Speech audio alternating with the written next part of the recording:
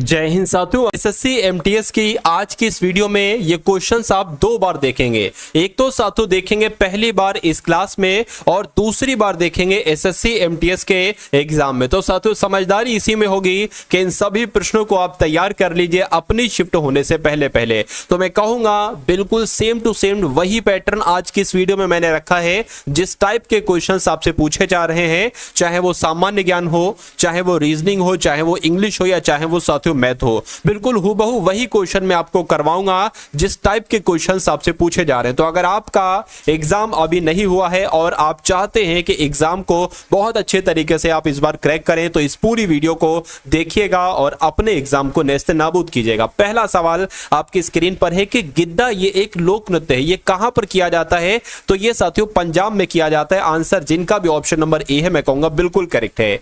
असम में मनाया जाने वाला एक पारंपरिक फसल कटाई का उत्सव है, उसका नाम आपसे पूछा जा रहा है, मुझे बताइए। देखिए बोहांग बिहू की अगर बात करें तो ये एक उत्सव है, ये कटाई का उत्सव है। कैसी, किसकी कटाई का? तो फसल की कटाई का उत्सव है बोहांग बिहू। और ये कहां पर किया जाता है? ये साथियों असम में किया जाता है। उसके बाद देखिए निम्नलिखित में से बीच समानता यानी कि ये मकर संक्रांति, ये पोंगल, ये लोहड़ी, ये वैशाखी, ये आखिर क्या है? इनके नाम आपने बहुत सुने होंगे। तो ये सभी पर्वों के नाम है फसल की कटाई पर जो साथियों पर्व होते हैं। यानी कि आंसर आपका अगर है ऑप्शन नंबर बी के साथ तो मैं कहूंगा बिल्कुल करेक्ट है। उसके बाद देखिए बांसुरी या बांस की बांसुरी से संबंधित विश्व प्रसिद्ध हस्ती कौन सी है, मुझे बताइए। यानी कि बांसुरी वादक आपसे पूछे जा रहे हैं कहीं ना कहीं जो बांसुरी बजाते हैं। तो पंडित हरि प्रसाद अगर बात करते हैं हरि प्रसाद चौरसिया की, तो ये साथियों बांसुरी से संबंधित हैं। आंसर आपका जाएगा सी के साथ। नेक्स्ट नंबर का सवाल है आपकी स्क्रीन पर कि आपको भारत के किस राज्य में बोरेल वन्यजीव अभ्यारण्य मिलेगा। यानी कि आपसे इनडायरेक्टली ये पूछा जा रहा है कि बोरेल वन्यजीव अभ्यारण्य किस राज्य में है, तो मैं कहूंगा ये तो असम में है। कहां पर है साथियों? ये असम में, इसलिए जिनका आंसर यहां पर डी है बिल्कुल करेक्ट है। निम्नलिखित में से किस राज्य में रोवा वन्यजीव अभ्यारण्य? इन दो में से एक क्वेश्चन आपसे साथियों पूछा जाएगा, इसलिए बहुत अच्छे तरीके से आप लोग ध्यान रखेंगे। वन्यजीव अभ्यारण्य अगर आपसे पूछे तो ये तो त्रिपुरा में, ये कहां पर है साथियों? ये त्रिपुरा में है। उसके बाद देखिए निम्नलिखित में से कौन सा पक्षी भोजन चुराने के लिए अन्य पक्षियों की आवाज निकालता है? तो इस पक्षी का नाम है डोंगरो। क्या? ड्रोंगो इस पक्षी का नाम है और ये भोजन को चुराने के लिए यानी कि दूसरे पक्षी के भोजन को चुराने के लिए अन्य पक्षियों की आवाज निकालता है। उसके बाद देखिए यूनेस्को विश्व विरासत स्थल कंदरिया महादेव मंदिर ये कहां पर स्थित है? यानी कि कंदरिया महादेव मंदिर कहां पर स्थित है साथियों? खजुराहो में स्थित है। राइट आंसर आपका जाएगा ऑप्शन नंबर ए के साथ। अब उसके बाद देखिए अगला सवाल है आपकी स्क्रीन पर कि भारत में 21 मई का दिन किस रूप में मनाया जाता है? मैं कहूंगा कि राष्ट्रीय आतंकवाद विरोधी दिवस कब मनाया जाता है? तो 21 मई को मनाया जाता है। उसके बाद देखिए पत्थर की बनी नृत्य करती हुए पुरुष की मूर्ति जिसका नाम नटराज है, ये किस स्थान पर पाई गई है? तो ये तो हड़प्पा में साथियों मिली है। कहां पर? ये हड़प्पा में मिली है, ये आप लोग ध्यान रखेंगे। देखिए सवाल ये बहुत शानदार है, एकदम टॉप लेवल के हैं और यहां से बहुत सारे क्वेश्चंस आप अपने रियल शिफ्ट में देखेंगे। तो समझदारी इसी में है कि जो एग्जाम आपका है उसकी तैयारी आप पहले कर ले, क्योंकि 25 क्वेश्चन हम लोग देखेंगे साथियों जीएस के, पूरे 25 क्वेश्चन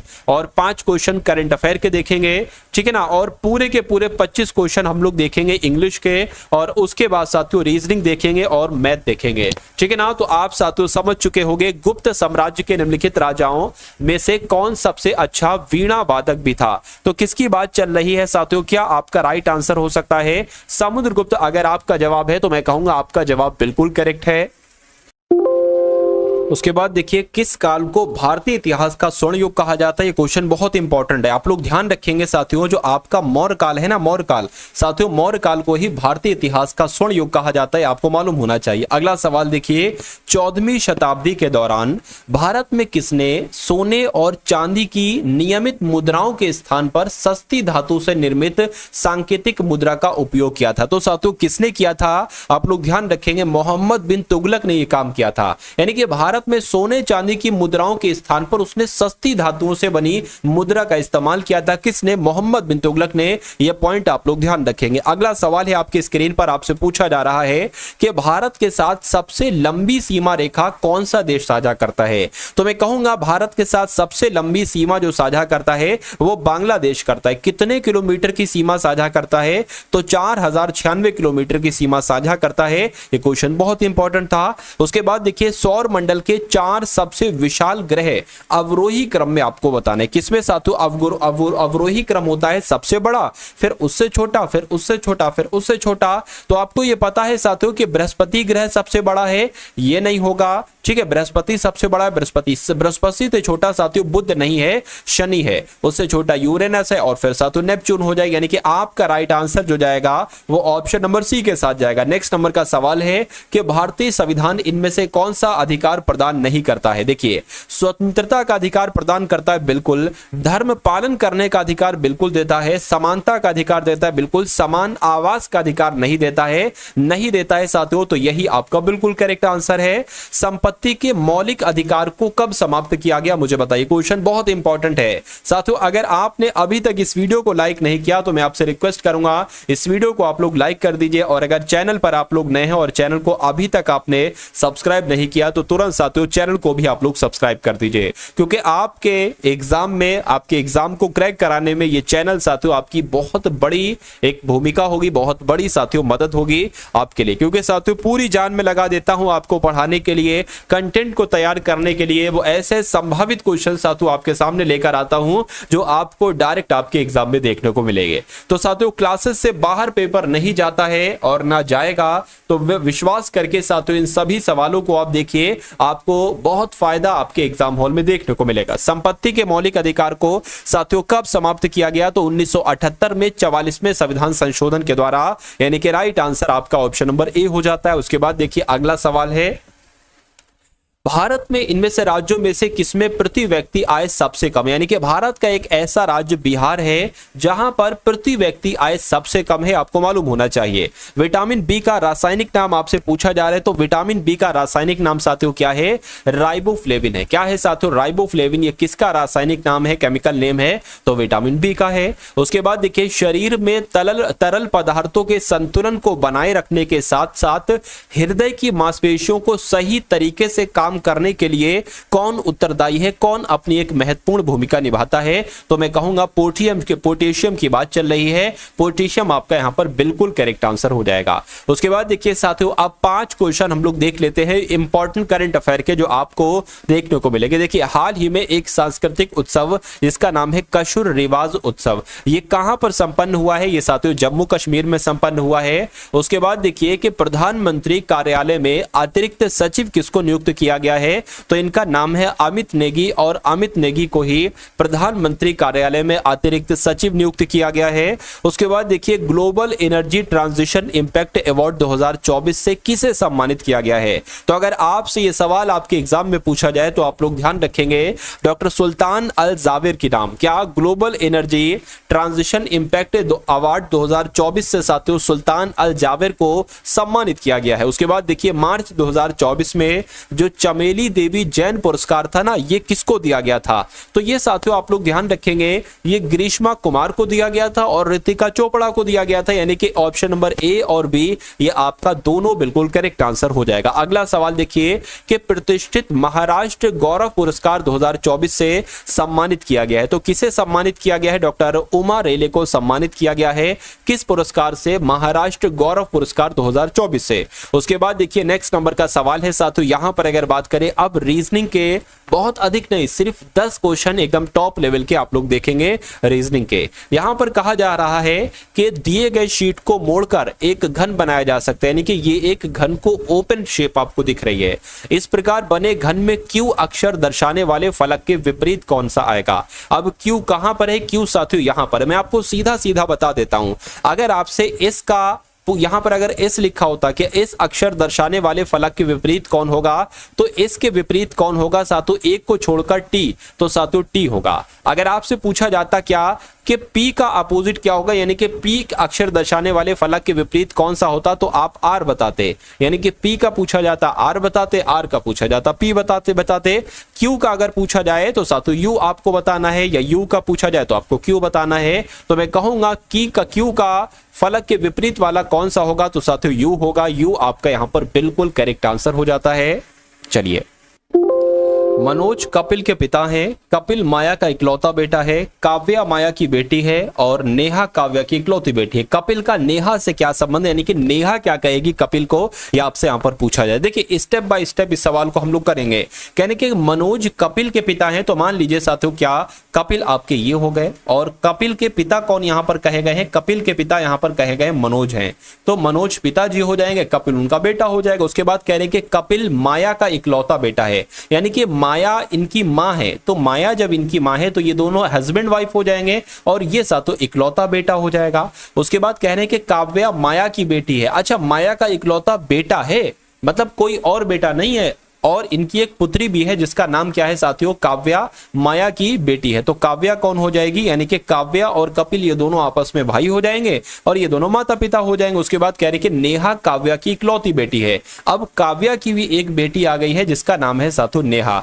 तो कह रहे कि कपिल का नेहा से क्या संबंध है, यानी कि नेहा क्या कहेगी कपिल को, तो नेहा क्या कहेगी, नेहा का कपिल कौन है, मम्मी के भाई हैं, तो मम्मी के भाई को क्या कहा जाता है साथियों, मामा कहा जाता है। यानी कि आपका जवाब जिस ऑप्शन के साथ जाएगा वो ऑप्शन नंबर है डी, यानी कि मामा आपका बिल्कुल करेक्ट आंसर है। नेक्स्ट नंबर का सवाल है आपकी स्क्रीन पर साथियों, देखिए और बताइए कि उस विकल्प का चयन करें जो तीसरी संख्या से उसी प्रकार संबंधित है जिस प्रकार दूसरी संख्या पहली संख्या से।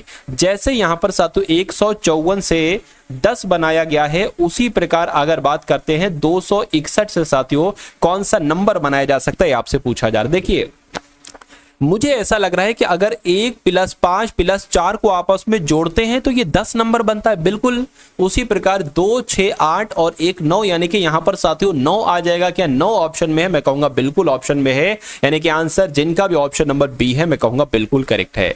उसके बाद देखिए अगला सवाल है साथियों, यहां पर अगर बात करें ऐसा भी सवाल आपसे पूछा जाता है। देखिए जो सवाल मैं आपको करवा रहा हूं कहीं ना कहीं सवाल वही आपसे पूछे जाएंगे, क्योंकि सभी सिलेक्टेड क्वेश्चन है, सभी चुनिंदा क्वेश्चन है, वही आपको पढ़ाया जा रहा है जो एग्जाम में आपसे डायरेक्ट पूछा जाता है। कह रहे कि अब इसमें से 4 ऑप्शन आपको दिए गए, इसमें से सबसे विषम आपको बताना है कौन सा सबसे विषम है। इसके लिए साथियों हम क्या करते हैं, देखिए आर होता है 18 पर, यू होता है 21 पर, डब्ल्यू होता है 23 पर, उसी प्रकार एस होता है 19 पर, वी 22 पर होता है, और ये आपका 26-25 पर होता है, जे होता है 10 पर, एम 13 पर होता है, ओ 15 पर होता है, उसी प्रकार एन 14 पर होता है, क्यू 17 पर होता है और एस 19 पर होता है। यहां पर सबसे अलग कौन सा है, देखिए अब यहां पर अगर बात करें साथियों 14 से 17 हुआ, यानी कि 3 बढ़ाया गया, यहां पर 2 बढ़ाया गया, यहां पर भी 3 बढ़ाया गया, यहां पर भी 2 बढ़ाया गया, यहां पर साथियों कितना बढ़ाया गया, यहां पर तो भाई 20, 21, 22, ठीक है 20, 21, 22, तो यहां पर 3 बढ़ाया गया, यहां पर भी 3 बढ़ा दिया गया है, यहां पर 3 बढ़ाया गया, यहां पर साथियों 2 बढ़ाया गया। यानी कि मैं कहूंगा सबसे अलग लॉजिक जो लगा है वो किस ऑप्शन में लगा है, वो ऑप्शन नंबर साथियों बी में लगा है। तो बी क्या होगा, बी आपका बिल्कुल करेक्ट आंसर हो जाएगा। अब उसके बाद देखिए अगला सवाल है साथियों, अक्षरों के उस संयोजन का चयन करना है जो दी गई श्रृंखला के रिक्त स्थान में क्रमिक रूप से रखे जाने पर श्रृंखला को पूरा करेगा। यानी कि यहां पर आपको जो खाली जगह दिख रही है उसमें आपको बताना है कि कौन कौन से साथियों लेटर आएंगे। तो इस टाइप का सवाल साथियों एक सवाल आपसे जरूर पूछा जाता है। तो इस सवाल को साथियों आप कैसे करेंगे देखिए और मुझे बताइए कि आपका राइट आंसर यहां पर क्या होगा। सबसे पहला काम आपको यह करना होता है कि इसमें लेटर आप लोगों को काउंट करना होता है विद खाली जगह, जैसे कि 1, 2, 3, 4, 5, 6, 7, 8, 9, 10, 11, 12, 13, 14, 15, 16, यानी कि कुल मिला के 16 लेटर हैं। तो मैं कहूंगा 4 का पेयर बनेगा, जैसे कि 1, 2, 3, 4, ये आपका 4 का एक पेयर बन गया, एक सेकेंड, ये आपका 4 का एक पेयर बन गया, और 1, 2, 3, 4 ये आपका 4 का बन गया, और 1, 2, 3, 4 ये 4 का बन गया, और 1, 2, 3, 4 बन गया। अब शुरू में आप देख रहे हैं BAD लिखा हुआ है, तो यहां पर BA लिखा हुआ है, D नहीं लिखा है, तो D मैंने लिख दिया। अब पूरा क्या बन गया, BADF, तो यहां पर BA आ जाएगा, BADF हो गया, यहां पर B आ जाएगा, BADF हो गया, और यहां पर BADF, यहां पर F आ जाएगा। अब आपको देखना है साथियों कौन सी चीजें आपने कौन कौन से लेटर अपने पेन से लिखे, आपने B लिखा है, आपने ए लिखा है, आपने साथियों डी लिखा है और आपने एफ लिखा है, तो बी ए डी एफ कहां पर लिखा हुआ है? मैं कहूंगा साथियों बी ए डी एफ तो आपको ऑप्शन नंबर डी में लिखा हुआ है, तो ये क्या होगा? ये आपका साथियों बिल्कुल करेक्ट आंसर हो जाएगा। उसके बाद देखिए अगला सवाल है, आपकी स्क्रीन पर देखिए सवाल को और बताइए कि राइट आंसर आपका क्या होगा। यहां पर कहा गया है कि 5 मित्र हैं A B C D E, एक सीधी पंक्ति में बैठे हैं, तो एक सीधी पंक्ति मैंने बना ली और 5 लोगों की मैंने जगह बना ली, 1 2 3 4 और ये साथियों 5। कह रहे हैं कि ए और बी एक दूसरे के बगल में बैठे, यानी कि ए और बी बिल्कुल नजदीक बैठे हैं। उसके बाद कहा गया है कि बी जो है ना, बी ये ए और सी के बीच में बैठा है बिल्कुल। अब देखिए यहां पर 2 कंडीशन हो सकती हैं।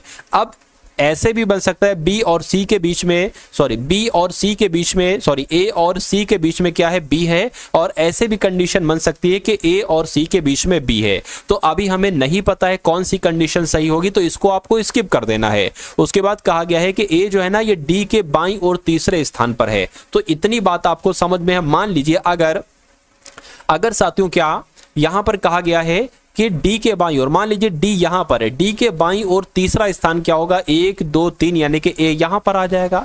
अरे भाई डी के बाईं ओर तीसरे स्थान पर ए है, हो गया। डी दाएं सिरे से दूसरे स्थान पर है, अगर दायां सिरा हम देखें, दायां सिरा ये हो जाएगा, तो दाएं सिरे से दूसरे स्थान पर डी है, ठीक है। अच्छा डी यहां पर है ना, तो साथियों मैं कह सकता हूं, चलिए इसको अभी हम क्या करते हैं, छोड़ देते हैं। अब यहां शुरू से देखिए, या इसको अगर पकड़े तो ये कह सकते हैं डी जो है ना, ये दाएं सिरे से दूसरे स्थान पर है, यानी कि यहां पर हमें एक और बढ़ाना होगी। जब हमने यहां पर एक बढ़ाया है तो इसको हम कट कर देंगे, इस जगह को हम कट कर देंगे, ठीक है ना। चलिए मतलब कुल मिला के कहा गया था कि डी के बाएं और तीसरे स्थान पर ए है, डी के बाएं और तीसरे स्थान पर ए है। उसके बाद कहा गया है कि ए और बी एक दूसरे के बगल में बैठे, यानी कि अगर ए यहां पर है तो जाहिर सी बात है बी यहां पर होगी। उसके बाद कह रहे हैं कि ए और सी के बीच में बी है, तो ए और सी के बीच में कौन है साथियों? बी है, ये भी हो गया। ए ये भी हो गया। डी दाएं सिरे से दूसरे स्थान पर है। अब बचा कौन है साथियों? ई बचा है, तो ई यहां पर आ जाएगा, ठीक है ना। तो पूरी आपने बैठाल दे जहां जहां लोग बैठना थे। अब आपसे पूछा जा रहा है कि बाएं सिरे से तीसरे स्थान पर कौन है, तो 1 2 3 बाएं सिरे से तीसरे स्थान पर कौन है साथियों? सी है, तो मैं कहूंगा सी आपका बिल्कुल करेक्ट आंसर हो जाएगा। उसके बाद देखिए अगले नंबर का साथियों सवाल है आपकी स्क्रीन पर। आपसे पूछा जा रहा है कि यहां पर जो लॉजिक लगा है, जैसे कि 7 308 11, वही लॉजिक इन चारों ऑप्शन में से कहां पर होगा, ये आपसे यहां पर कहा जा रहा है। देखिए यहां पर 308 है, 11 है, 7 है। अगर हम बात करें साथियों, क्या 308 7 से विभाजित हो सकता है? 7 चौक 28, 7 चौक 28 बिल्कुल हो जाएगा। क्या 308 11 से विभाजित हो सकता है? 11 बिल्कुल ये भी हो जाएगा, 11 दूना 22 और 8 चला जाएगा, 11 8 88, यानी कि मैं कह सकता हूं कि यहां पर जो लॉजिक लगा है वो ये लॉजिक होगा कि ये नंबर भी इसको विभाजित करता है, ये नंबर भी करता है। क्या ऑप्शन नंबर ए हमारा आंसर होगा? देखिए 9 से 160 विभाजित नहीं हो पाएगा, 8 तो कर देगा लेकिन 9 नहीं करेगा, तो ये आंसर नहीं हो सकता, ठीक है। 6 कितने हो, 6 तियां 18 हो जाएंगे अगर 6 को 239 से विभाजित करें, देखिए ठीक है। 6 तियां कितने हो जाएंगे, 18 हो जाएंगे, 5 बचेगा, 59 भी नहीं होता, यानी कि यह भी नहीं होगा। अगर साथियों 324 की बात करें, क्या ये 9 से विभाजित है? 9 तियां 27 और कितना जाएगा साथियों? 5 जाएगा, 9 ठीक है, 9 पंजे 45, 9 छंग 54, तो ये तो विभाजित हो गया। आप देख लीजिए क्या 324 ये 12 से भी विभाजित है, तो 12 कम 12, 12 दूना 24 हो जाएगा, कितना जाएगा? 8 जाएगा, 12 पंजे 60, 12 छंग 72, 12 सत्ते 84, यानी कि मैं कहूंगा कि 12 और 9 ये दोनों 324 को विभाजित करते हैं। जो यहां पर लॉजिक है वही लॉजिक यहां पर है, क्योंकि 308 7 से भी और 11 से भी विभाजित है। उसके बाद देखिए अगला सवाल है आपकी स्क्रीन पर कि गति का संबंध जैसे कि स्पीडोमीटर से है, उसी प्रकार वायु दाब का संबंध किससे होगा? देखिए जिस प्रकार से गति स्पीडोमीटर के द्वारा मापी जाती है, उसी प्रकार वायु दाब की अगर बात करते हैं साथियों, वायु दाब बैरोमीटर से मापा जाता है, तो बैरोमीटर आपका यहां पर बिल्कुल करेक्ट आंसर हो जाएगा। साथियों वीडियो को अगर लाइक नहीं किया ना, तो तुरंत वीडियो को लाइक कर दीजिए, और अगर चैनल पर आप लोग नए हैं तो चैनल को भी तुरंत सब्सक्राइब कर दीजिए, और बता दीजिए कि साथियों अनाज, चुकंदर और कीवी के लिए सही आरेख क्या होगा। देखिए यहां पर अगर बात करें, ये अनाज एक अलग चीज है, चुकंदर एक अलग चीज है और कीवी एक अलग चीज है, तो ऐसा लॉजिक क्या यहां पर है? नहीं। क्या यहां पर है? नहीं, यहां पर भी नहीं है साथियों। ऐसा ऑप्शन मुझे ऑप्शन नंबर डी में दिख रहा है, तो ये आपका बिल्कुल करेक्ट आंसर हो जाएगा। उसके बाद देखिए साथियों एक नंबर सीरीज है, 21 है, उसके बाद साथियों 32 है, उसके बाद 54 आ गया है, आपको बताना है यहां पर कौन सा होगा, और उसके बाद 131 ही आना चाहिए। तो यहां पर अगर बात करते हैं साथियों, यहां पर आपका क्या लॉजिक लगा, देखिए 21 से 32 हुआ है, मैं कह सकता हूं 11 यहां पर बड़ा है, 32 से 54 हुआ है, मैं कह सकता हूं 22 बड़ा है, तो जाहिर सी बात है यहां पर 33 बढ़ेगा। तो 54 और 33 कितना हो जाएगा साथियों, 87 हो जाएगा। क्या 87 यहां पर आएगा, एक बार देख लीजिए, अगर यहां पर 44 बढ़ रहा है तो 7 4 11, 11 का 1 हासिल लग गया 1, और ये 9 और 4 13, बिल्कुल साथियों 87 यहां पर आएगा, और 87 आपके ऑप्शन में भी है। तो आपका जिनका भी आंसर यहां पर ए है, मैं कहूंगा आंसर आपका बिल्कुल करेक्ट भाई, बहुत बढ़िया, वेरी गुड क्लास। तो अब साथियों आप लोग देखेंगे इंग्लिश के पूरे 25 क्वेश्चन, कितने क्वेश्चन साथियों, पूरे 25 क्वेश्चन, और यहां से इन 25 क्वेश्चंस को अगर आप लगा लेते, इनको तैयार कर लेते, तो यहां से आपको कई सारे क्वेश्चन अपने रियल एग्जाम यानी कि रियल शिफ्ट में देखने को मिलेंगे। तो पहला वर्ड है यानी कि वन वर्ड, पहला वर्ड जो क्वेश्चन है ना, वन वर्ड सब्स्टिट्यूशन का पहला क्वेश्चन है, कहा जा रहा है कि a deep seated feeling of aversion. तो अब अगर साथियों बात करते इसका मतलब क्या होता है, इसका मतलब होता है कहीं ना कहीं a deep seated feeling of aversion, यानी कि घृणात्मक, क्या घृणात्मक, जिससे साथियों घृणा की जाए। तो साथियों यहां पर घृणात्मक को इंग्लिश में क्या कहा जाता है, एंटीपैथी कहा जाता है, यानी कि a deep seated feeling of aversion. इसको अगर वन वर्ड में कहा जाए तो एंटीपैथी कहा जाएगा। नेक्स्ट नंबर का सवाल है आपकी स्क्रीन पर कि select the incorrectly spelled word. 4 word आपके सामने है, एक वर्ड की स्पेलिंग गलत है, वही आपसे साथियों पूछी जा रही है, मुझे बताइए। देखिए यहां पर साथियों फ्यूटाइल लिखा हुआ है, फ्यूटाइल का मतलब होता है बेकार में, ठीक है ना, अरे भाई ये काम तो बेकार है, ये काम तो बिल्कुल अपना बेकार समय अपना व्यतीत कर रहे हो, ठीक है, तो कुल मिला के इसको बेकार कह सकते हैं। फ्यूचर की अगर बात करें, फ्यूचर का मतलब होता है भविष्य, इसकी भी स्पेलिंग सही है, इसकी भी स्पेलिंग सही है। फर्नेस की अगर बात करते हैं साथियों, इसको कहते हैं भट्टी, क्या कहते हैं, इसको कहते हैं साथियों भट्टी। लेकिन यहां पर साथियों फेरुटाइल जो वर्ड लिखा हुआ ये गलत है, फर्टाइल वर्ड होना चाहिए, क्या होना चाहिए, यानी कि FERTILE होना चाहिए। और इसका मतलब क्या होता है, इसका मतलब होता है उपजाऊ। Select the incorrectly spelled word, यानी कि 4 ऑप्शन आपके सामने, इसमें आपको बताने कि कौन से वर्ड की स्पेलिंग क्या है साथियों गलत यहां पर है, देखिए और बताइए सही जवाब क्या। देखिए अगर यहां पर बात करें साथियों, प्रोक्यूर लिखा हुआ है, प्रोक्यूर की अगर बात करते हैं, प्रोक्यूर का मतलब होता है कहीं ना कहीं खरीदना, क्या कोई भी चीज खरीदना, इसको खरीद कहा जाएगा, ठीक है ना। उसके अलावा अगर बात करें, देखिए इसकी स्पेलिंग भी सही है, ठीक है ना। उसके अलावा अगर बात करें, मुझे जो दिक्कत लग रही है, मुझे दिक्कत साथियों इसमें लग रही है, ठीक है, क्योंकि ये साथियों मेडियोकर लिखा हुआ है। मेडियोकर की अगर बात करते हैं कैसे स्पेलिंग लिखी जाती है, MEDIOCRE, तो ऐसे स्पेलिंग लिखी जाती है साथियों मेडियोकेयर की। तो इसका मतलब क्या होता है, इसका मतलब होता है साधारण। तो मैं कहूंगा कि कौन सी स्पेलिंग गलत है, ऑप्शन नंबर सी वाली स्पेलिंग गलत है, उसकी सही कैसे लिखी जाएगी ये भी मैंने आपको बताई। साथियों जैसे मैं आपको क्वेश्चन करा रहा हूं, चाहे वो जीएस के हो, चाहे वो इंग्लिश के हो, ठीक है ना, चाहे वो रीजनिंग के हो, चाहे वो मैथ के हो, बिल्कुल साथियों वही पैटर्न मैंने अपनाया है जिस टाइप के क्वेश्चन आपके पूछे जाने। तो आप अगर इन सभी सवालों को देखते हैं तो मेरा मानना है कि आपकी जीत होगी, आपकी शिफ्ट में, आपके एग्जाम में आपका सिलेक्शन होगा, ठीक है ना। तो बहुत अच्छे तरीके से, बहुत ध्यानपूर्वक आपको सभी क्वेश्चंस को देखते जाना है। एंटोनिम बताने आपको साथियों इमर्ज वर्ड का। तो इमर्ज वर्ड की अगर बात करें, इमर्ज का मतलब होता है साथियों प्रकट होना, क्या भाई सामने आ जाना या प्रकट होना, इसको खैर हम लोग कहते हैं इमर्ज को। अब इसका एंटोनिम पूछा गया है साथियों, तो मैं कहूंगा गायब हो जाना। इवॉल्व का मतलब क्या गायब हो जाना होता है, नहीं साथियों, इसका मतलब होता है विकसित करना। उसके अलावा टर्मिनेट की अगर बात करें, टर्मिनेट का मतलब क्या होता है, टर्मिनेट का मतलब होता है समाप्ति। प्रोग्रेस की अगर बात करें, प्रोग्रेस का मतलब होता है साथियों प्रगति, ये भी इसका एंटोनिम नहीं है। एंटोनिम क्या है साथियों, डिसअपियर है। क्यों, क्योंकि डिसअपियर का मतलब होता है साथियों एकदम से गायब हो जाना या अदृश्य होना, क्या अदृश्य होना, इसको हम लोग कह सकते हैं। तो कहीं ना कहीं इमर्ज वर्ड का एंटोनिम आपका डिसअपियर ही हो जाएगा। नेक्स्ट नंबर का सवाल है, क्वेश्चन आपका ये कहां से शुरू हुआ है, यहां से हुआ है। देखिए कह रही कि 4 सेगमेंट है, एक सेगमेंट में कहीं दिक्कत है, कहां पर दिक्कत है आपसे पूछा जा रहा है। The use of the animal power, ठीक, एक ये सेगमेंट हो गया। इज नाउ कंसिडर्ड, एक ये सेगमेंट हो गया। बाय मेनी पीपल, एक ये हो गया। और टू बी आर्कैक एंड इनसफिशिएंट, ठीक है ना, इनसफिशिएंट नहीं लिखा हुआ बल्कि इनएफिशिएंट लिखा हुआ है। तो यहां पर दिक्कत आपको कहां पर लग रही है साथियों, मुझे बताइए। चलिए यहां पर अगर साथियों बात करें, बहुत ध्यान से आप लोग इसको देखेंगे और बताएंगे राइट आंसर आपका क्या हो सकता है। चलिए देखिए the use of the animal power लिखा हुआ है, बल्कि द यहां पर नहीं आना चाहिए था,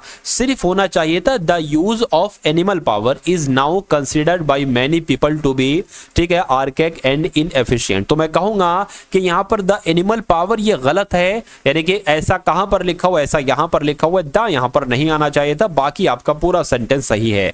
उसके बाद देखिए select the most appropriate meaning of the given idiom, यानी कि द डॉग्स लाइफ का मीनिंग आपसे यहां पर पूछी जा रही है। देखिए डॉग्स लाइफ का मतलब क्या होता है, डॉग्स लाइफ को अगर हिंदी में साथियों कहें तो बहुत बेकार जीवन, क्या बहुत बेकार जीवन, ठीक है, बहुत बेकार जीवन ही तो इसको हम लोग कहेंगे। तो इसमें इंग्लिश कौन सी होगी, लग्जरियस लाइफ नहीं, शेल्टर्ड लाइफ नहीं साथियों, माइजरेबल लाइफ, माइजरेबल लाइफ कहीं ना कहीं इसको बेकार जीवन ही कहा जाएगा।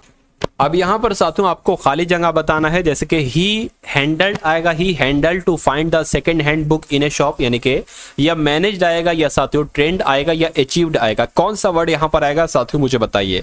देखिए यहां पर मेरे हिसाब से मैनेज्ड आना चाहिए। क्यों मैनेज आना चाहिए, क्योंकि मैनेज का मतलब क्या होता है साथियों, प्रबंध होता है, यानी कि मैंने प्रबंध किया, फाइंड यानी कि ढूंढने की, मैंने ढूंढने का प्रबंध किया, second hand book, second hand book को ढूंढने का प्रबंध किया इन ए शॉप, शॉप में से। तो मैं कहूंगा कि आपका राइट आंसर मैनेज के साथ जाना चाहिए, और जिनका आंसर ऑप्शन नंबर बी था, क्या था साथियों, बी था या सी था, जो भी था मैनेज आना चाहिए, बी था। उसके बाद देखिए अगला सवाल है कि select the most appropriate synonym of the given word, यानी कि हैम्पर का आपसे पूछा जाएगा कि सिनोनिम क्या होता है। तो हैम्पर की अगर बात करें साथियों, हैम्पर का मतलब होता है रोकना, यानी कि बाधा डालना, क्या इसको कह सकते हैं साथियों बाधा। तो इसका सिनोनिम क्या होगा, मैं कह सकता हूं क्या लूजन होगा। लूजन का मतलब तो ढीला करना होता है, एक्सप्लेन का मतलब समझाना होता है। हिंडर की अगर बात करते हैं साथियों, हिंडर का मतलब होता है रोकना, क्या हिंडर का मतलब हो तो रोकना, यानी कि बाधा का सिनोनिम हो जाएगा रोकना, यानी कि हैम्पर का सिनोनिम हो जाएगा हिंडर। तो जिनका भी आंसर यहां पर ऑप्शन नंबर सी है मैं कहूंगा बिल्कुल करेक्ट है। परमिट की अगर बात करें साथियों, इसका मतलब होता है अनुमति देना।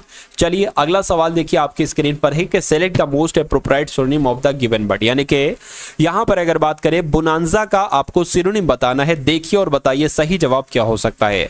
देखिए बोनांजा का मतलब पता क्या होता है साथियों, इसका मतलब होता है उपहार, यानी कि गिफ्ट भी हम इसको हम लोग कह सकते हैं। तो इसका सिनोनिम क्या होता है, बोनस, बेन, बम्प या ब्रिक। तो मैं कहूंगा बोनस कह सकते हैं। बोनस का मतलब क्या होता है, अरे भाई बोनस आपको मिला तो कहीं ना कहीं इसको भी उपहार, ठीक है ना, कह सकते हैं हम लोग। ये तो बोनांजा का सिनोनिम क्या हो जाएगा, बोनस हो जाएगा। आंसर आपका ए के साथ जाएगा। अगला सवाल देखिए आपकी स्क्रीन पर है कि you must take your medicine, you must take your medicine regularly, usually, constantly या कॉमनली। तो यहां पर खाली जगह में कौन सा वर्ड आएगा, मैं कहूंगा रेगुलरली आएगा, यानी कि आप अपनी मेडिसिन रेगुलरली लीजिए, लेना चाहिए। उसके बाद देखिए select the most appropriate meaning of the given idiom, यानी कि to catch someone's fancy. To catch someone's fancy का मतलब क्या होगा साथियों, देखिए और मुझे बताइए। चलिए देखिए किसी से कुछ कहना, टू कैच समवन्स यानी कि किसी से फैंसी यानी कि कुछ कहना। तो to appeal to someone, catch the infection नहीं, इमेजिन थिंग्स नहीं साथियों, ड्रेस अप नहीं साथियों। मैं कहूंगा टू अपील टू समवन, ये आपका इसका मीनिंग हो जाएगा किसका साथियों, टू कैच समवन्स फैंसी का। तो मैं कहूंगा कि राइट आंसर आपका ए हो जाएगा। उसके बाद देखिए अगला सवाल है आपकी स्क्रीन पर, कह रहे हैं कि रीमा डिक्लेयर्ड, रीमा ने डिक्लेयर किया कि she does not have much information, just 2 bags या लगेज या फर्नीचर या बर्डन। देखिए रीमा ने डिक्लेयर किया कि उसके पास नहीं है मच लगेज, लगेज का मतलब क्या हो जाएगा, सामान, यानी कि उसके पास सामान नहीं है। जस्ट 2 बैग्स यानी कि सिर्फ 2 बैग्स है उसके पास, ज्यादा सामान नहीं है। तो यहां पर लगेज आएगा, यहां पर इंफॉर्मेशन थोड़ी ना आएगा, ना फर्नीचर आएगा ना बर्डन आएगा। मैं कहूंगा आंसर जिनका बी था बिल्कुल करेक्ट था। अगला सवाल देखिए यहां पर अगर बात करें साथियों, at the time I was driving near Delhi, I क्या लिखा हुआ है, आई परफेक्टली, क्या I perfectly felt the need to stretch my leg. अब आपको बताना है जो अंडरलाइन वर्ड है ना, उसकी जगह पे कौन सा वर्ड आएगा, एफर्ट, डेजली या सडनली या नॉर्मली या साथियों पार्टियली। तो यहां पर अगर साथियों बात करते देखिए एट द टाइम यानी कि उस समय पर, आई वॉज ड्राइविंग नियर दिल्ली, मैं दिल्ली के नियर एक तरीके से ड्राइविंग कर रहा था। आई परफेक्टली फेल्ट, मैंने परफेक्टली फेल्ट किया, फील किया टू नीड टू स्ट्रेच, यानी कि मुझे मेरे लेग को स्ट्रेच करने की जरूरत है। तो साथियों ये तो परफेक्टली यहां पर नहीं आना चाहिए। हाँ, यहां पर अगर सडनली आ जाता कि मुझे ऐसा सडनली फील हुआ कि मुझे अपने पैर को, लेग्स को स्ट्रेच करने की नीड है, तो यहां पर सडनली बिल्कुल सही हो जाता। इसलिए जिनका आंसर यहां पर बी है, मैं कहूंगा बिल्कुल करेक्ट है। अगला सवाल है आपकी स्क्रीन पर, देखिए साथियों, यानी कि यहां पर आपको बताने कि इसमें कौन सा वर्ड गलत है, मुझे बताइए। देखिए अप्रूव लिखा हुआ है, अप्रूव की स्पेलिंग तो बिल्कुल सही है, इसका मतलब होता है मंजूरी, किसी चीज की मंजूरी मिलना, यानी कि अप्रूवल मिलना। प्रेजेंट की अगर बात करते हैं, प्रेजेंट जैसे कि जो प्रेजेंट काल चल रहा है ना, वर्तमान, इसको हम लोग कह सकते हैं। प्रोग्रेस की अगर बात करें, प्रोग्रेस का मतलब क्या होता है भाई, उन्नति, उन्नति हो रही है, प्रोग्रेस हो रही है। यहां पर अगर साथियों बात करते हैं, देखिए डिलीशियस वर्ड होता है, क्या वर्ड होता है, मैं आपको स्पेलिंग बता देता हूं, DELICIOUS, डिलीशियस वर्ड होता है, ये गलत लिखा हुआ है। और डिलीशियस का मतलब क्या होता है साथियों, इसका मतलब होता है स्वादिष्ट। तो मैं कहूंगा कि राइट आंसर अगर आपका है ऑप्शन नंबर ए के साथ, तो बिल्कुल करेक्ट है। अगला सवाल देखिए, यहां पर अगर बात करते हैं साथियों, यहां पर आपको एंटोनिम बताना है, किस वर्ड का एंटोनिम बताना है साथियों, हम्बल का आपसे एंटोनिम पूछा जा रहा है। देखिए हम्बल का मतलब क्या होता है साथियों, कहते नहीं कि बड़ा विनम्र है, तो विनम्र मतलब होता है साथियों हम्बल का। अब इसका एंटोनिम क्या हो जाएगा साथियों, इसका एंटोनिम क्या, मॉडेस्ट हो जाएगा। मॉडेस्ट का मतलब भी साथियों कहीं ना कहीं ये विनम्र होता है। बोरिंग की अगर बात करें, बोरिंग कहते हैं उबाऊ को, उबाऊ आदमी को, कि बड़ा बोरिंग है भाई, ठीक है। फेयर का मतलब क्या होता है, फेयर का मतलब कि भाई एकदम फेयर है, एकदम साफ सुथरा है। एरोगेंट की अगर बात करते हैं, एरोगेंट यहां पर बिल्कुल साथियों विनम्र का अपोजिट हो जाएगा, यानी कि हम्बल का एंटोनिम अगर पूछे तो एरोगेंट ही आपको साथियों बताना है। चलिए उसके बाद देखते हैं, नेक्स्ट नंबर का सवाल है आपकी स्क्रीन पर, पूछा जा रहा है कि one who disbelieve the existence of God, यानी कि एक ऐसा बंदा जो डिसबिलीव यानी कि विश्वास रखता हो गॉड के एक्सिस्टेंस में, तो मैं कहूंगा उसको क्या कहा जाता है, उसको साथियों कहीं ना कहीं नास्तिक कहा जाता है, यानी कि नास्तिक की इंग्लिश क्या होगी, एथेस्ट होगी। इसलिए राइट आंसर जिनका ऑप्शन नंबर बी है, मैं कहूंगा बिल्कुल करेक्ट है। उसके बाद देखिए अगला सवाल है कि select the most appropriate antonym of the given word, यानी कि आपको बताना है साथियों कि अपोज का एंटोनिम क्या हो सकता है। तो अपोज का साथियों एंटोनिम क्या होगा, मुझे बताइए। अपोज का मतलब क्या होता है, अपोज कहते नहीं भाई ये तो मेरे अपोजिशन में है, यानी कि ये तो अपोजिट है, तो अपोज का मतलब होता है विरोध। क्या इसका मतलब होता है साथियों, इसका मतलब होता है विरोध। तो अगर बात करते हैं साथियों, असिस्ट इसका एंटोनिम होगा, नहीं। क्यूरल इसका, क्योंकि क्यूरल का मतलब झगड़ा होता है साथियों, ये तो हो ही नहीं सकता इसका एंटोनिम। और असिस्ट का मतलब क्या होता है, सहायता होता है, मदद होता है। उसके अलावा फेवर की अगर बात करते हैं, बिल्कुल कहते हैं भाई ये तो मेरे फेवर में है, और इसका अपोजिट क्या हो जाएगा, ये तो मेरे अपोजिट में है, यानी कि ये तो मेरे विरोध में है। तो कहीं ना कहीं अपोज का एंटोनिम जो होगा वो फेवर होगा, तो यही आपका राइट आंसर हो जाएगा। बाकी कंट्रोल को कहते हैं नियंत्रण। नेक्स्ट नंबर का सवाल है कि अब आपको इर्रेगुलर का सिनोनिम बताना है। इर्रेगुलर का अपोजिट होता है साथियों इर्रेगुलर, ठीक है ना, यानी कि जो काम रोज नहीं किया जाता, यानी कि अनियमित, इसको हम लोग क्या कह सकते हैं, क्या कह सकते हैं, अनियमित कह सकते हैं, जो नियमित नहीं होता है। अब इसका आपसे सिनोनिम साथियों पूछा जा रहा है। देखिए यहां पर अगर बात करें, स्मूथ होगा क्या, इसका स्मूथ मतलब चिकना होता है, ये इसका सिनोनिम नहीं होगा। कॉमन का मतलब होता है सामान्य, ये इसका साथियों सिनोनिम नहीं होगा। यूजुअल का मतलब भी सामान्य होगा, नहीं होगा। अनइवन होगा क्या साथियों, अनइवन अगर बात करें, अनइवन का मतलब भी कहीं ना कहीं यही होता है।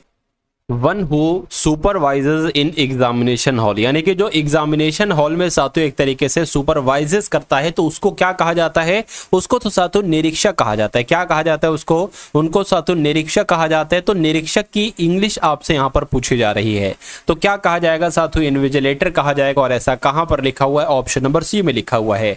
उसके बाद देखिए साथियों, इनकरेक्टली स्पेल्ड वर्ड, कौन से वर्ड की स्पेलिंग आपको यहाँ पर गलत लग रही है, मुझे बताइए। देखिए निजी, प्राइवेट है, और प्राइवेट का मतलब निजी होता है, तो निजी की तो स्पेलिंग साथियों क्या हो गई, निजी की स्पेलिंग आपकी हो गई प्राइवेट, ठीक है ना। उसके अलावा अगर बात करें यहां पर साथियों, प्रिविलेज लिखा हुआ है, प्रिविलेज नहीं होता है साथियों। राइट अगर स्पेलिंग की हम बात करते हैं तो PRIVILEGE होता है, यानी कि प्रिविलेज होता है, प्रिविलेज नहीं होता है। और प्रिविलेज का मतलब क्या होता है, कहीं ना कहीं विशेष अधिकार होता है।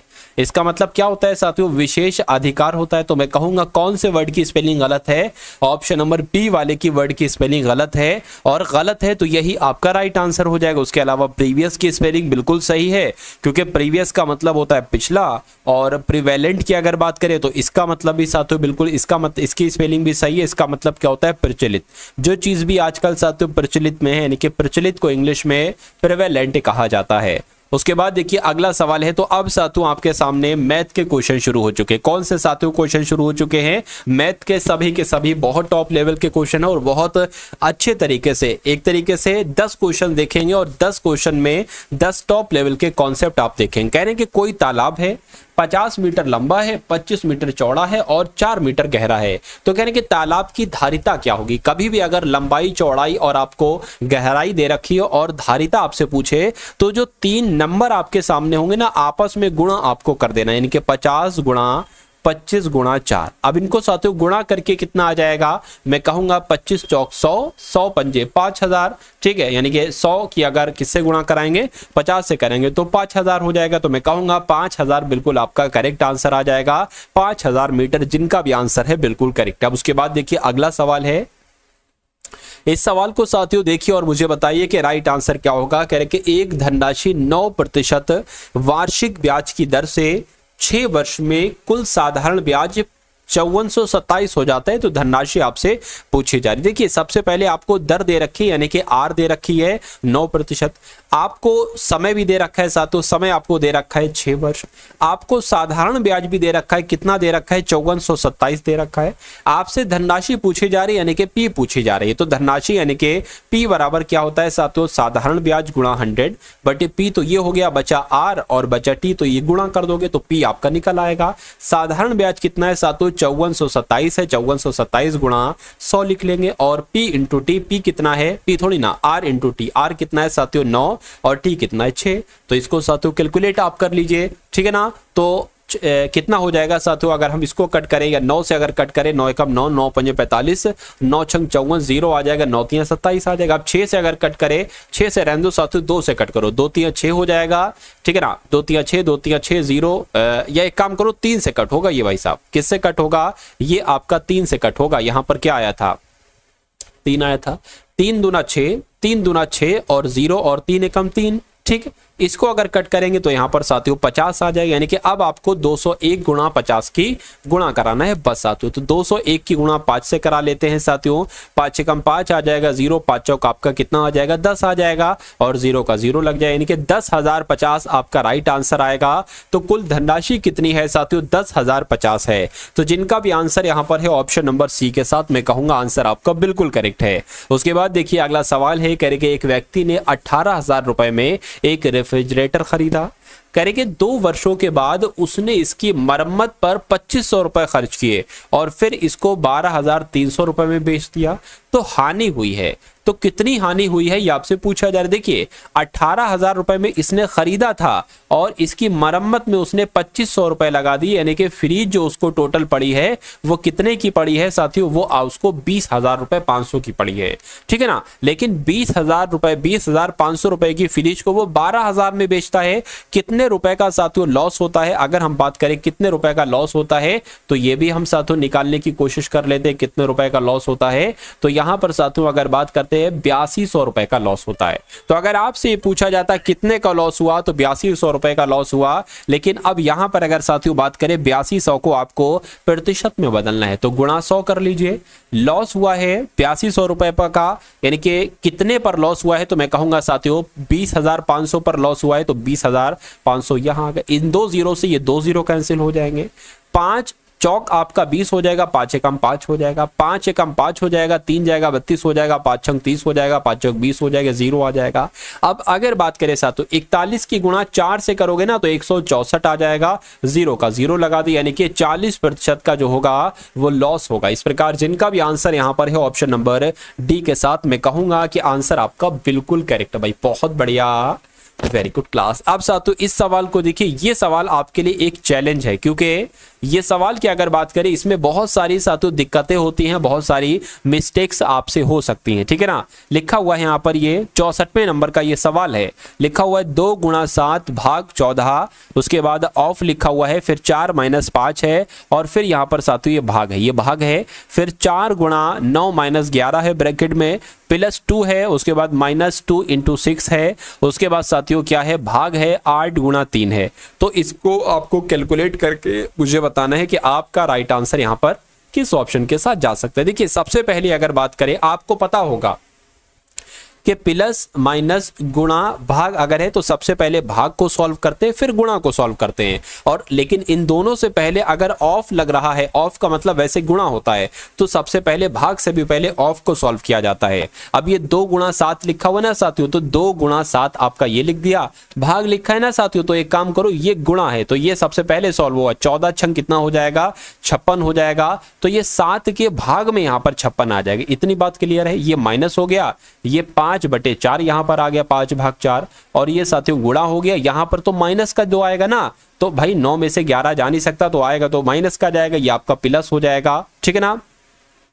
उसके बाद साथियों ये 2 आ गया, ये 2 आ गया, उसके बाद माइनस, अब यहाँ पर क्या आ जाएगा 2 गुणा, ठीक है, और यहाँ पर साथियों 6 आ जाएगा। अब देखिए 8 3 24, तो ये आपका क्या हो जाएगा साथियों 6/24, यानी कि यहाँ पर आपका 24 आ जाएगा। इतनी बात साथियों क्लियर है, मैं कहूँगा बिल्कुल क्लियर है। उसके बाद देख लीजिए क्या होता है, 7 एकम 7, 7 7 49, 7 8 56, 2 एकम 2, 2 चौक 8, यानी कि यहाँ पर साथियों 1/4 आ जाएगा। अब माइनस यहाँ पर आ गया। अब यहाँ पर साथियों आप देखिए कि यहाँ पर क्या हो सकता है, देखिए आपकी समझ में साथियों इतनी चीज आ गई ना, ठीक है। अब देखिए इसको अगर कट करें तो 2 एकम 2 माइनस का 2 दूना 4 हो जाएगा, ठीक है ना। तो यहां पर अगर साथियों बात करें क्या आ जाएगा 5/2 आ जाएगा, लेकिन माइनस की इससे गुणा होगी तो माइनस माइनस प्लस हो जाएगा, यानी कि प्लस का साथियों 5/2 आ गया। इतनी बात क्लियर है, बिल्कुल क्लियर है, ठीक है ना। अब यहां पर साथियों अगर बात करते यहां पर आपका कैसे क्या आ जाएगा, देखिए अगर इसको कट करें साथियों इससे यहां पर 12 आ गया और 6 एकम 6, 6 दूना 12 आ गया, तो मैं कहूंगा साथियों कि यहां पर आपका क्या आ जाएगा, एक तो ये प्लस का 2 है, प्लस का 2 हो गया, और साथियों माइनस का यहां पर क्या हो जाएगा, माइनस का एक तरीके से साथियों यहां पर क्या हो जाएगा, देखिए 1/2 बचा है ना, तो 1/2 हमने ये यहां पर लिख लिया। अब इतनी बात आपको क्लियर हो चुकी होगी। अब देखिए अब हम लोग क्या करते हैं, अब इसको साथियों आप कैलकुलेट करा लो, 2 एकम 2, 2 एकम 2 और 4 पंजे 20, तो 20 और 2 कितना हो जाएगा साथियों, 20 और 2 आपका 22 हो जाएगा, और 4 दूना 8 ये आ गया, प्लस आपका ऐसा करो माइनस इधर ले आओ, आप क्या ले आओ इधर माइनस आप ले आओ और 1/2 ले लो, प्लस 2 इधर आ जाएगा, ठीक है ना। अब साथियों इसको कैलकुलेट करें तो ये कितना हो जाएगा, 22 दूना 44 हो जाएगा, ये 8 हो जाएगा, बटे आपका 8 दूना 16 हो जाएगा, प्लस आपका 2 चल ही रहा है। अब इसको अगर बात करें, इसको थोड़ा सा खाली करता हूं, यहां पर सॉल्व करने की कोशिश करता हूं।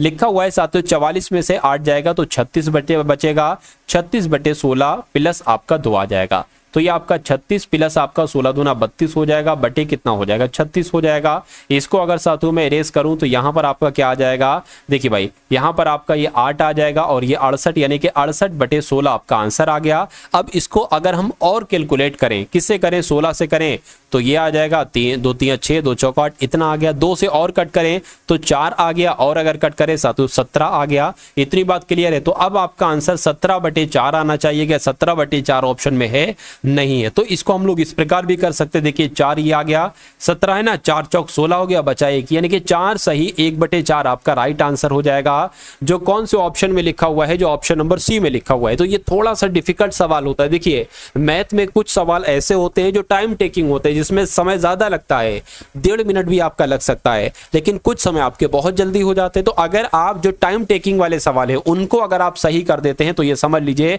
बहुत सारे बच्चों से आप आगे निकल जाओगे, क्योंकि आसान सवाल तो आप कर ही लोगे ऑलरेडी, जो कठिन सवाल है उनको भी अगर आप कर देते हो तो मैथ में आपका पूरा स्कोर आएगा, जो बहुत अच्छी बात है। चलिए भाई,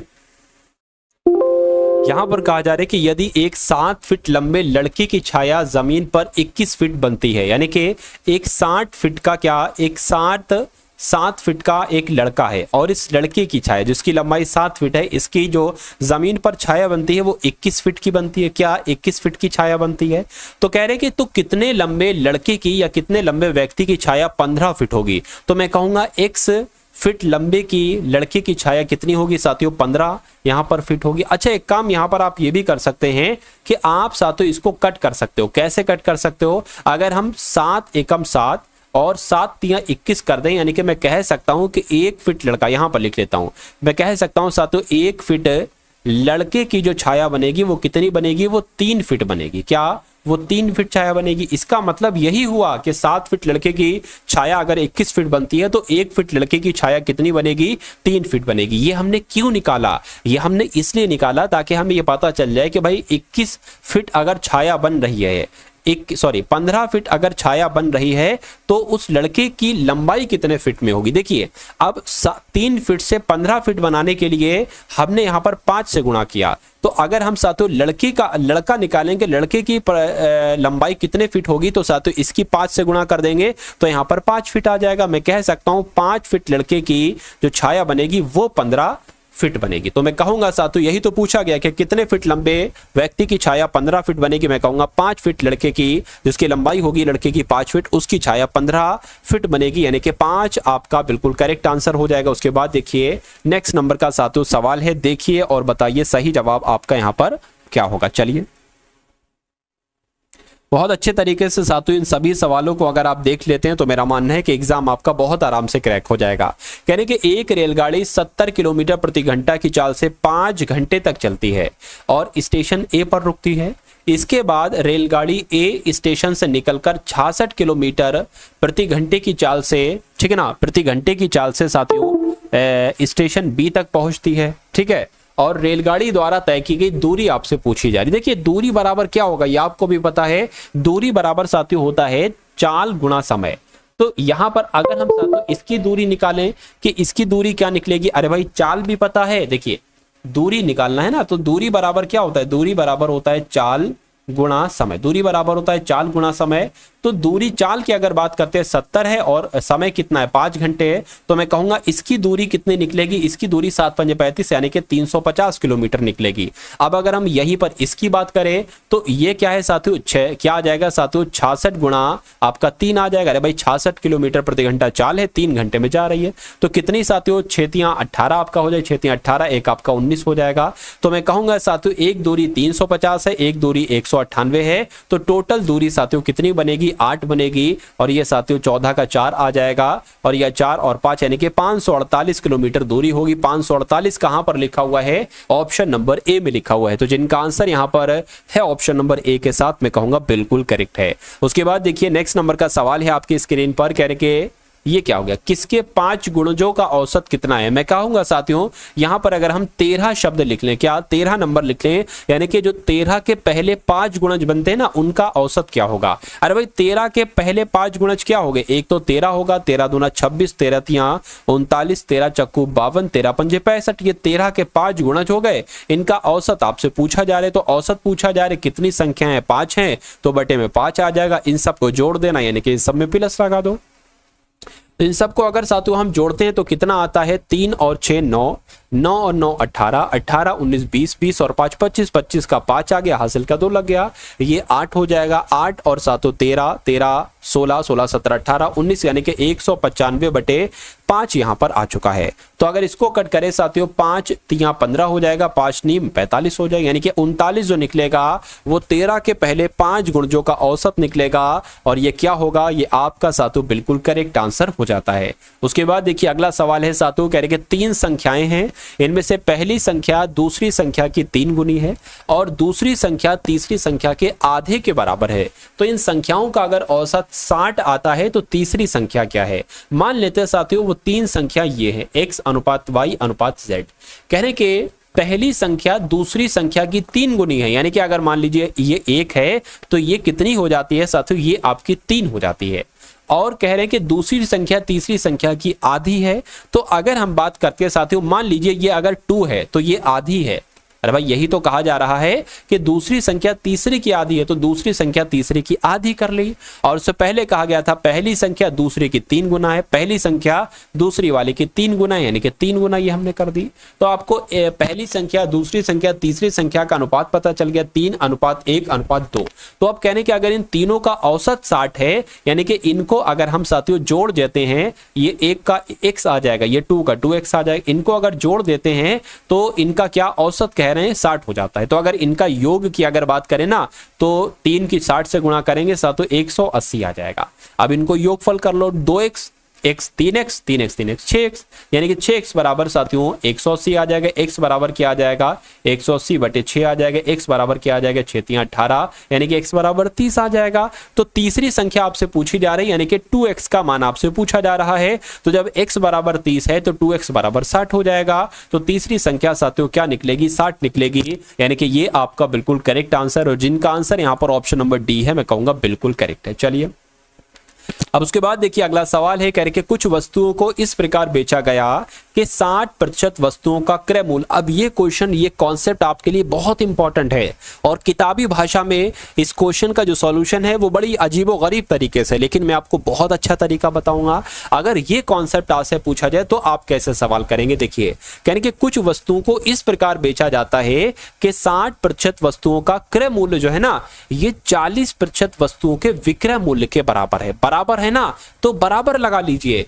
क्या कहा गया है 60% वस्तुओं का क्रय मूल्य। तो क्रय मूल्य को आपको पता है कॉस्ट प्राइस लिखा जाता है, सीपी लिखा जाता है, यानी कि 60 गुणा कॉस्ट प्राइस है ना साथियों। तो ये क्रय मूल्य लिख दिया मैंने, यानी कि जो 60% वस्तुओं का जो क्रय मूल्य है ना, वो किसके बराबर है, वो इसके बराबर है 40% के विक्रय मूल्य के बराबर। विक्रय मूल्य यानी कि सेलिंग प्राइस, तो ये साथियों एसपी हमने लिख लिया। अब ये साथियों क्रय मूल्य है, और अगर ये इस विक्रय मूल्य को इसके नीचे ले आए, यानी कि बटे में ले आए, यानी कि ये हो जाएगा क्रय मूल्य, ये हो जाएगा विक्रय मूल्य। तो क्रय मूल्य ये 40 हो जाएगा, ये 60 इसके नीचे आ जाएगी, ये 60 हो जाएगा। ठीक है ना। अब 20 से अगर कट करें, 20 दूना 40, 20 तिया 60 हो जाएगा। यानी कि अगर क्रय मूल्य 2 था तो विक्रय मूल्य 3 था। कितने का प्रॉफिट हो रहा है, 1 का प्रॉफिट हो रहा है। अब इस 1 को प्रतिशत में बदलिए तो 100 से गुणा कराइए, और नीचे हमेशा क्रय मूल्य आता है जो कि 2 है। तो इसको कट करेंगे साथियों 50 आ जाएगा, यानी कि मैं कह सकता हूं 50% लाभ होगा, जो कौन से ऑप्शन में, जो ऑप्शन नंबर बी वाले में है। अब उसके बाद देखिए नेक्स्ट नंबर का साथियों सवाल है आपकी स्क्रीन पर। देखिए साथियों इस सवाल को और मुझे बतला दीजिए कि आपका यहां पर साथियों राइट आंसर किस ऑप्शन के साथ जाएगा। चलिए भाई, चलिए देखिए भाई, यहां पर अगर बात करें, लिखा हुआ है साफ साफ आपके सामने लिखा हुआ है, कह रहेंगे 152 को क्या लिखा हुआ है साथियों, 152 को इस प्रकार विभाजित किया जाता है कि पहले भाग का 1/5, दूसरे भाग का 1/3, तीसरे भाग का 1/11 बराबर है। अब 3 भाग है ना, 3 भागों को मान लीजिए, पहला भाग x है, दूसरा भाग y है, तीसरा भाग z है। तो कहने के 152 को 3 भागों में बांटा जाता है, और पहले भाग का यानी कि x का 1/5, तो x का साथियों क्या हो जाएगा 1। अब देखिए x का मतलब होता है गुणा 1/5, तो ये हो गया x का 1/5। और इसको कैसे हम लिख सकते हैं, इसको ऐसे नहीं लिख सकते बिल्कुल। अरे भाई x की गुणा 1 से हो जाएगी, तो x आएगा तो x/5 आ जाएगा। तो ये लॉजिक, ये चीज आपको समझ में आ गई। तो हम डायरेक्ट लिख देंगे, एक स्टेप क्यों हम बढ़ाएं, कहने के पहले भाग का 1/5 यानी कि x का 1/5, तो x/5 आ जाएगा। उसके बाद कह रहे हैं दूसरे भाग का 1/3 यानी कि y/3 यहां पर आ जाएगा, और तीसरे भाग का यानी कि z का 1/11 यानी कि z/11 आ जाएगा। तो दूसरा और तीसरे भाग का योग क्या होगा। देखिए अब कभी भी साथियों अगर ऐसे आपके, देखिए बराबर है, ये बराबर, अगर कभी भी ऐसे आता है तो अगर आपको x अनुपात y अनुपात z का अनुपात ज्ञात करना हो तो यही होता है, 5:3:11 होता है। तो कहा जा रहा है कि अगर इन तीनों भागों को जोड़े तो 152 आता है, यानी कि 5 3 8 8, और ये कितना हो जाएगा साथियों 19 हो जाएगा। ठीक है ना, कितना हो जाएगा एक तरीके से साथियों 19 हो जाएगा, यानी कि 19x बराबर कितना है साथियों 152। 19x बराबर कितना है 152 है। और अगर बात करते हैं साथियों 152/19 आ गया, यानी कि अगर बात करते हैं साथियों 19 से कम 19, 19 8 152 हो जाएगा, यानी कि x बराबर साथियों 8 हो जाएगा। तो कह रहे हैं कि दूसरे और तीसरे भाग का योग क्या होगा। जब ये 3x है और ये साथियों 11x है, जब x बराबर 8 है तो 3x का मान कितना आ जाएगा 8 3 24, x बराबर 8 है तो 11x का मान क्या आ जाएगा 88। इन दोनों को जोड़ दो तो ये 12 आ जाएगा साथियों, ये आपका 11 आ जाएगा, यानी कि 112 कौन से ऑप्शन में है, तो मैं कहूंगा कि ऑप्शन नंबर सी वाले में 112 है। तो ये क्या होगा, ये आपका बिल्कुल करेक्ट आंसर हो जाता है भाई। बहुत बढ़िया, वेरी गुड क्लास। तो कैसी लगी साथियों आपको एक क्लास, एक बार कमेंट सेक्शन में जरूर बताइएगा।